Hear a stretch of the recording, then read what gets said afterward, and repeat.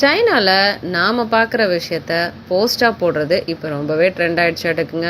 ஏன்னா நான் மட்டும்தான் சைனாவில் இருக்கேன்னு நினச்சா ஒரு பெரிய கூட்டமே சைனாவில் இந்த ரீல்ஸ் போடுறாங்க. இருந்தாலும் என்னோடய ரீல்ஸை பார்த்து லைக் பண்ணுற ஒவ்வொருத்தருக்குமே ரொம்ப தேங்க்ஸுங்க. இன்றைக்கி நான் ஷேர் பண்ணுற சைனாவில் நான் பார்த்த ஒரு நல்ல விஷயந்தான் இது பாருங்கள், ஒரு ஹைவே இருக்கக்கூடிய ஒரு பிரிட்ஜ். ஓகேவா, அந்த பிரிட்ஜ்க்கு அடியில் ஜஸ்ட்டு நடுவில் ஒரே ஒரு ரோடு மட்டும் நம்ம கிராஸ் பண்ணுற மாதிரி இருக்கும்னு வச்சுக்கோங்களேன். அதுக்காக மீதி இடத்தெல்லாம் வேஸ்ட் பண்ணாமல் எவ்வளோ சூப்பராக யூஸ் பண்ணியிருக்காங்கன்னு பாருங்கள்.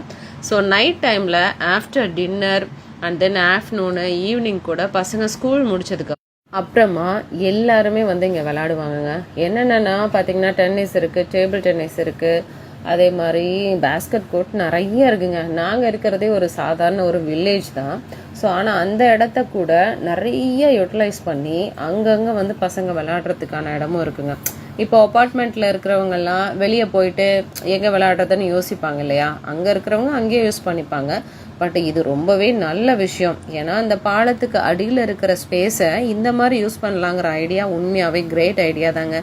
ஏன்னா ட்ராவல் பண்ணி போகிறவங்களுக்கும் எந்த ட்ரபுளும் இல்லை, சேம் டைம் அந்த ஏரியாவில் இருக்கவங்க அதை யூஸ் பண்ணுறதுக்கு ஒரு நல்ல சான்ஸாகவும் இருக்குங்க. See you in next video.